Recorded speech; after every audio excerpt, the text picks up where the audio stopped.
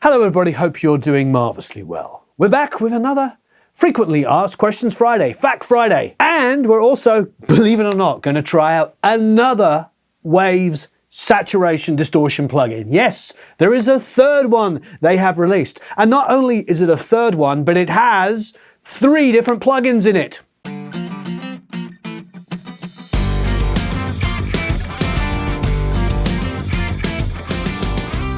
I hope that you had a wonderful Thanksgiving, if you did have Thanksgiving last week.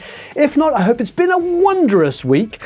I'm sure you've noticed there's a lot of Black Friday and Cyber Monday sales going on, and of course we are just as guilty as the rest of them, so there will be links to those if you're interested in doing that. You can, of course, go to producelikeapro.com, sign up for the email list, get a whole bunch of free goodies, as many of you have, so thank you and welcome to all of our new members. Of course, please hit the like button and subscribe. There's also the notification bell. Wow, this is a lot of things I'm covering today. And probably most importantly, is we do get our Fact Friday questions, our frequently asked questions, from down below. So please don't hesitate to give us a load of comments and questions. As you can tell, I do spend quite a lot of my day answering these comments and questions. It is very important to us that we support this incredible community that you've all created. So please give us a bunch of comments and questions. Don't hesitate to give us your opinion and most importantly, your experience and your insights into the kind of problems that all of us face every day. There are no experts here. Believe me, there are no experts. I've worked with everybody in this industry, and it's incredible how the top guys and girls in our industry are so humble. I mean, when you see me interviewing Bob Clearmountain and JJP, and you look behind that curtain, you realize they're just guys that love music. When I sit down with mastering engineers like Kim Rosen, Piper Payne, Bob Ludwig, Adam Ayen, Eric Boulanger, Gavin, all of these people are wonderful guys and girls who just love music, and they are there to help because they themselves are learning. The best in the business are still learning and still developing their skills. And that is what we hope to show here and what we want to encourage. So one more time, please leave a bunch of comments and questions below. I love reading them. I love answering them to the best of my ability. Most importantly, I love the fact that you're willing to share your experiences with our community. It's absolutely, truly wonderful. This one's a good one because it ties into our video from a couple of days ago talking about low end. I've been advised to purchase a subwoofer to improve my project studio. Is it really necessary in mixing to use a subwoofer? Or, if we have decent detailed speakers and headphones, are they enough to achieve a good mix and good bass management? If a subwoofer is necessary, I would like to know how to use it. Do you use it while mixing in full range, or do you isolate it and listen to it to refine the low end? If you watched the video from the other day, you'll know that this is a subject that's a little, There's no one-size-fits-all answer to this. Do I think having a subwoofer would be useful in a project studio? If it's a reasonable size room, not huge, but definitely not tiny, subwoofers can be a lot of help. For instance, I'll give you my own experiences. When we first built the studio and first had actually pretty much the same monitors, the Genelec 1032s have been here forever. They've been the monitors I've been mixing on for, I would say, a couple of decades nearly now. But of course, we used to have a pair of NS10s. You go back 10, 15 years ago, every studio in Los Angeles ever had a pair of NS10s and a pair of 1032s or 1031s. Those were bog standard mid-90s, every studio. And still, a lot of them still have that. However, when I came into this room, especially mixing on just the NS10s, I didn't know the low end in here. So I had a subwoofer. What happens after a while is my ear gets trained, I get used to the sound of this room. I've referenced a ton of really great sounding tracks by other producers, other engineers, and other mixers that I admire.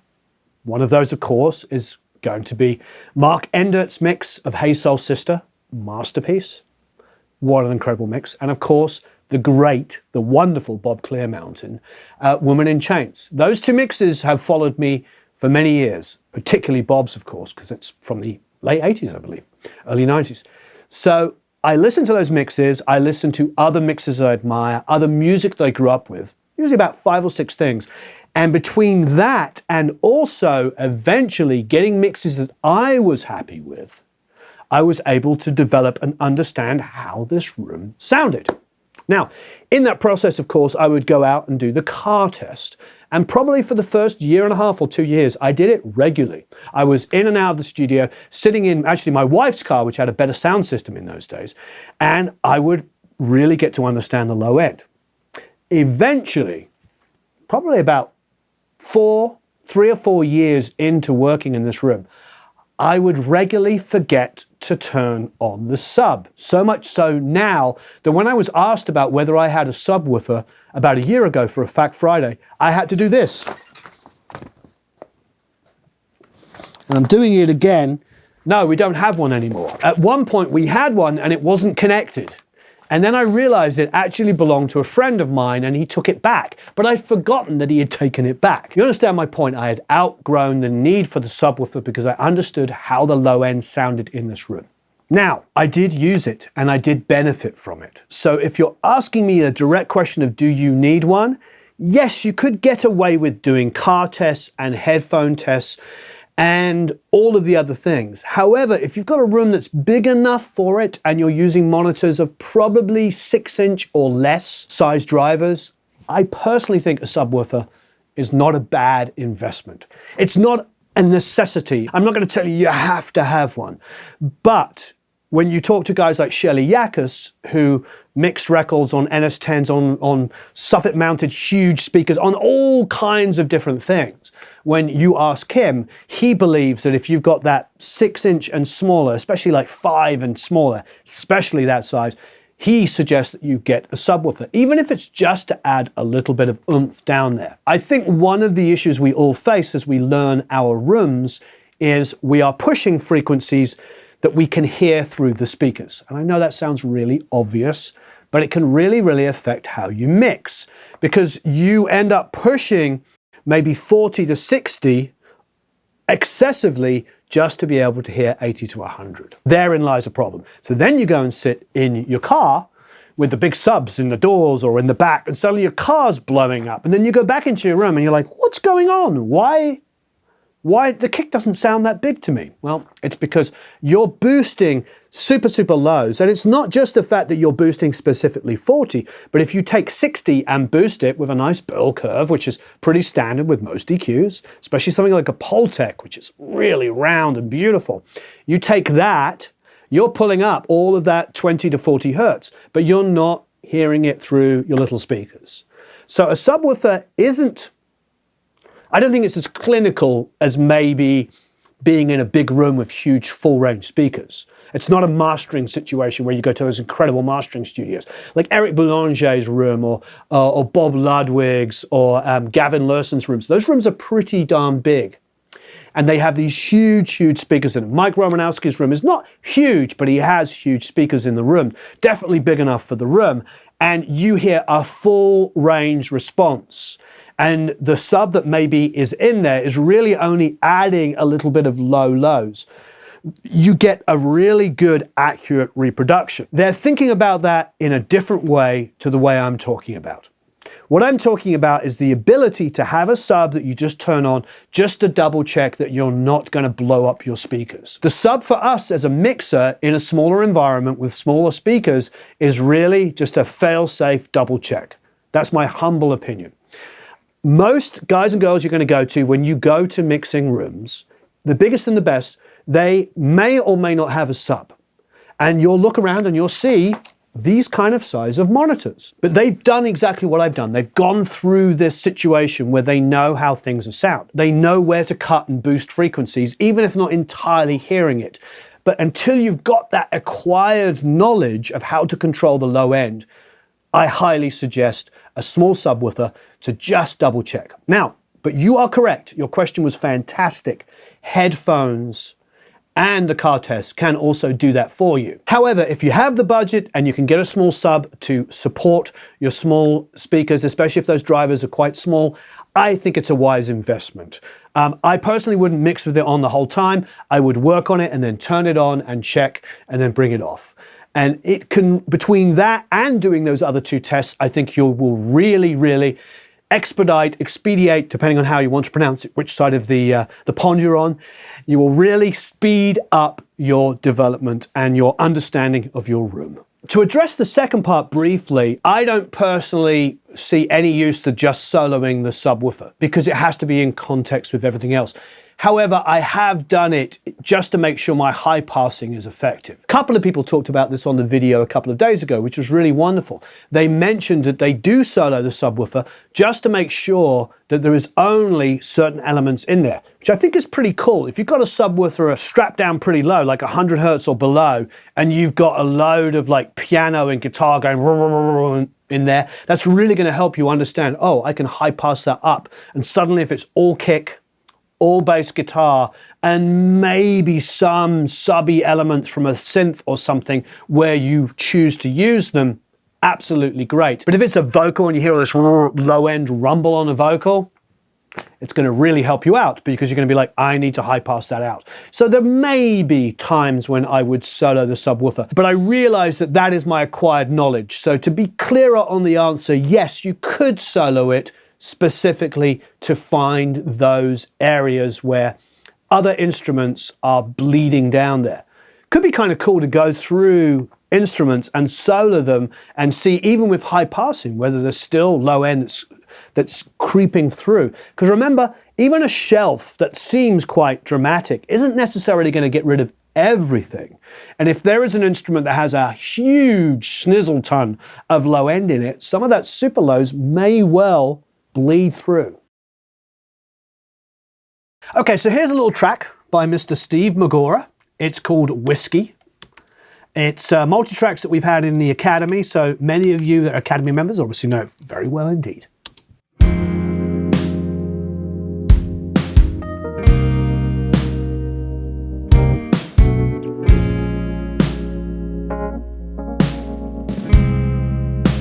Starts off pretty simply like that. We'll go to the first. Well, let's go to the second chorus. Just keep going, so take me down again. Moaning, screaming, don't pretend. Wanna hear my name through gritted teeth and a heavy breath. So it's a pretty laid back song. It's got guitar, it's got bass, it's got a sax solo, and it's got live drums. So we've got a simple drum sub here. Let's have a listen to the drums.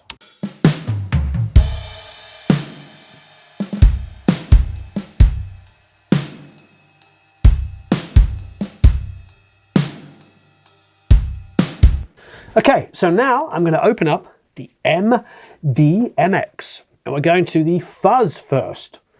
Why the heck not?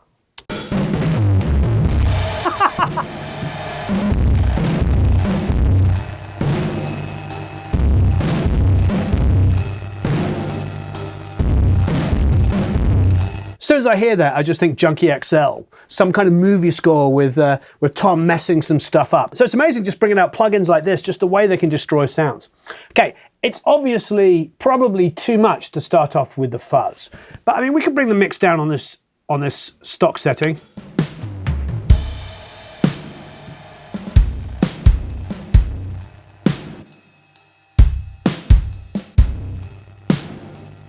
Okay, so it adds some interest. What I do like about it is if you listen to the explosiveness of the ambience, now with a fuzz on it. Check that out.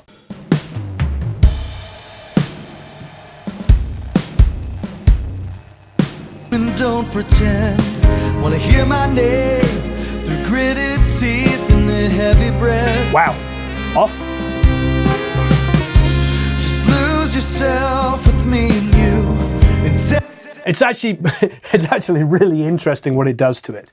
And I think this is a thing that was hard for a couple of people to grasp about the berserk of how I was using it. A couple of people made comments like, you know, why would you want to make it sound worse? I don't think it sounds worse. I think it sounds more interesting.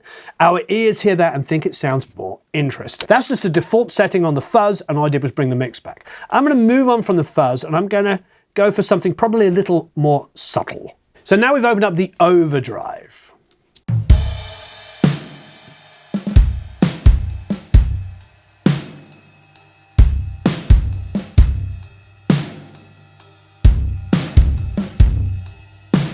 All right, I absolutely love this.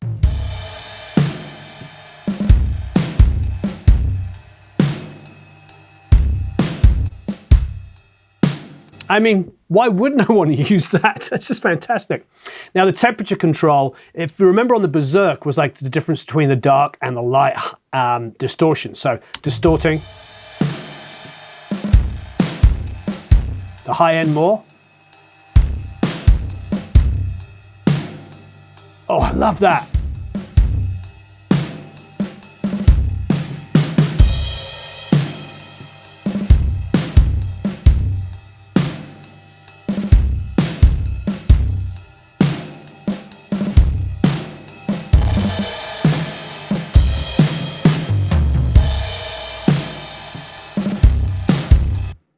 I think I'm going to be using this a lot. These are really, really nice tools.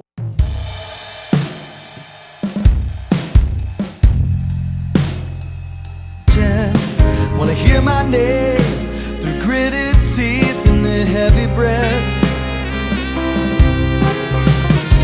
Just lose yourself. Wow, it just makes it more interesting. It makes it more messed up, more interesting to me. I love it.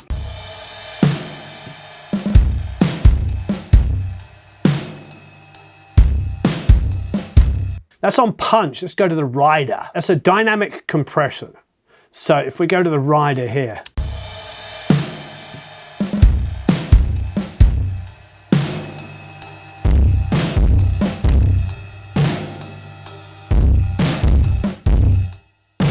Oh yeah.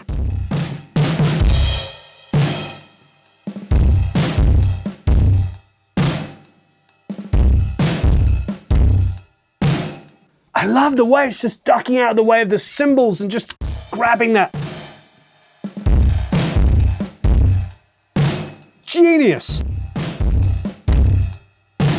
More distortion. Oh yeah.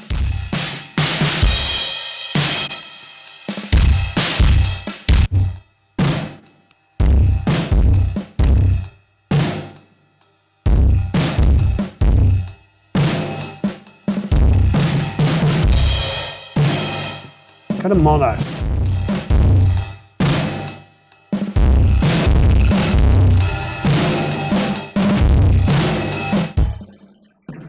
Oh! So I can bring down the mid.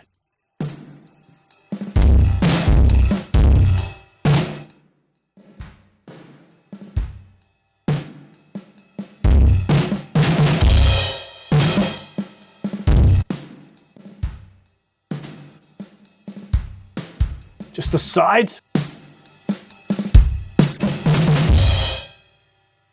I'm absolutely loving this. You can tell I'm just messing around, having fun. Now, what I'm going to do is now I'm destroying it. Bring the mix down.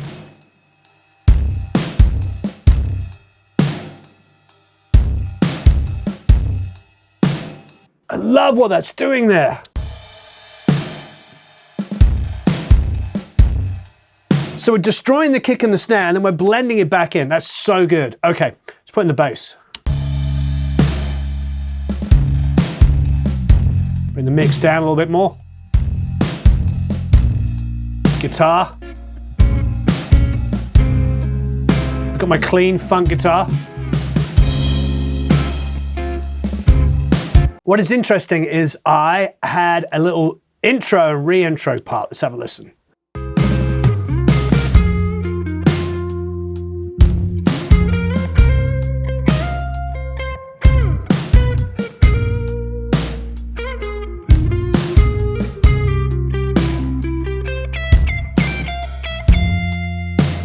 This song's very 70s. So why don't we get the fuzz and see if we can turn that into Summer Breeze. Okay, here we go. Default.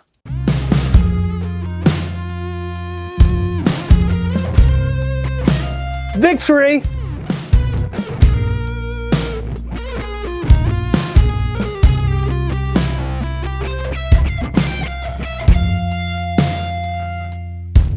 So we're just going to use that on the solo. Amazing.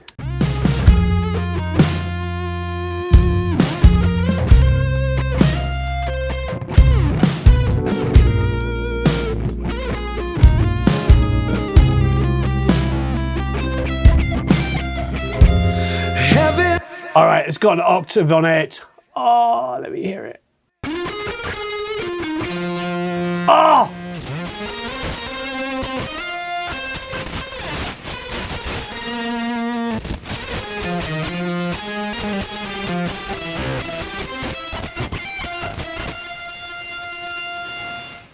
It's got the same compressor.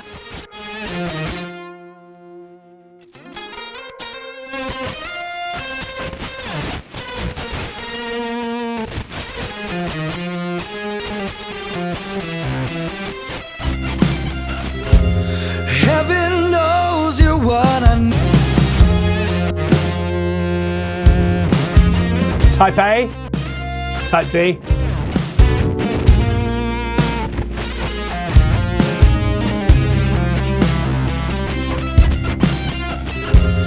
Heaven knows you're what I need.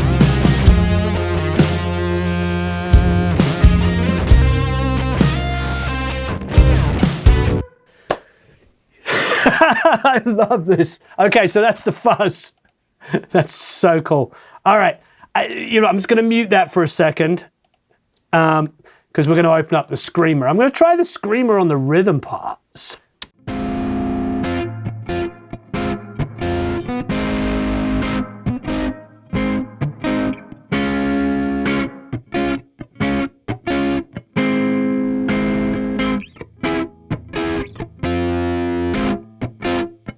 This temperature control is really smart.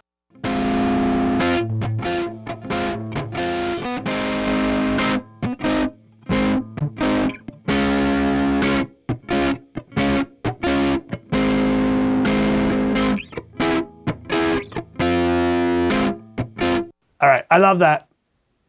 It's really cool, but I'm going to put it on something else. I'm going to put it on a vocal. Soon as your whiskey touched my lips, you set a fire to my song, and I'm gonna take it down to heaven. We push and pull and won't let go. It's a never-ending merry come and go round once more. And oh, you're so insatiable, so take me down again. Moaning, screaming, don't pretend. Wanna hear my name through gritted teeth and a heavy breath. Just lose yourself with me and you, and tell me what you wanna do, and we'll dance along the satin till the morning. Till the morning.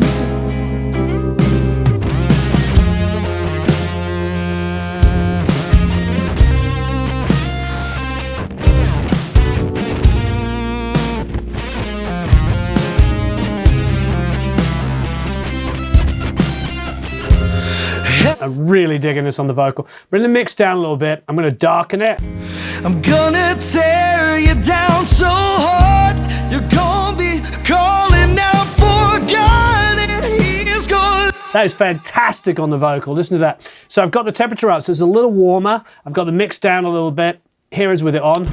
I'm gonna tear you down so hard, you're gonna be calling out for God, and he's gonna let you know. Bypass it. I'm gonna tear you down so hard. Put it on. You're gonna be calling out for God. Makes that microphone just suddenly seem like it's a tube. Wait, it was a tube mic. Makes it seem like it's a very heavily overdriven tube mic going into a tube mic pre, hitting some tape, redlining, going back through a console, being overly compressed, just lots of saturation. It just adds so much passion to his voice. I'm gonna tear you down so hard, you're gonna be calling out for God, and he's gonna... That's really going to be the beauty of these plugins, using them on things that aren't so obvious. That on a vocal is out frickin' standing. I'm actually going to just copy and paste that over here to the Nord, because frankly I think it's going to do the same kind of wonderfulness to the Nord.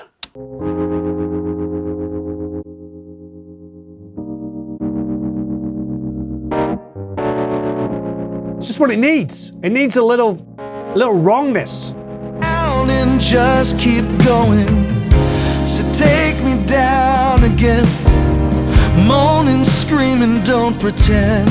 Wanna hear my name through gritted teeth and a heavy breath. So there's one last thing we can try is putting some on the saxophone. So let's take our sax. We have it, we'll go with the drive. We'll let the room stay like it is. So we'll go with the drive signal here. And let's grab the overdrive.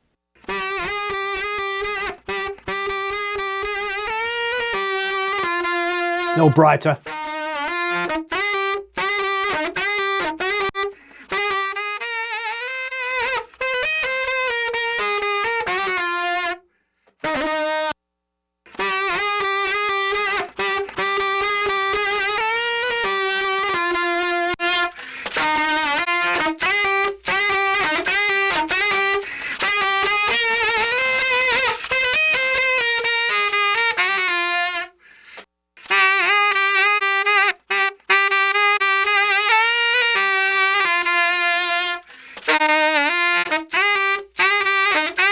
So many professionals that you know have tons and tons of really expensive outboard gear and everything runs through it. Sometimes they don't even go over and touch anything, they just let it pass through it, and it adds lots of tiny amounts of saturation and second and third harmonics and just distortion and all that kind of wonderful things, and some warmth as well. That's what we're getting here.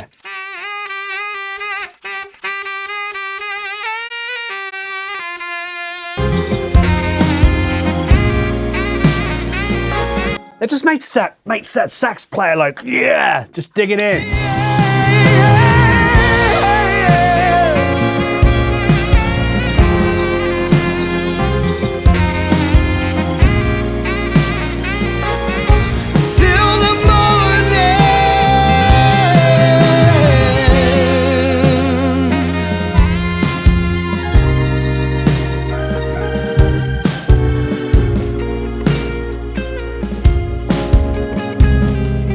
It's interesting because this is entirely mixed in the box, this track. Entirely mixed in the box. And I love how clean it can be when you're mixing in the box and how much detail work you can get into, and you can automate so much greater than you can on a console. You can do really finite movements that intersect with each other so much easier than you can on a console.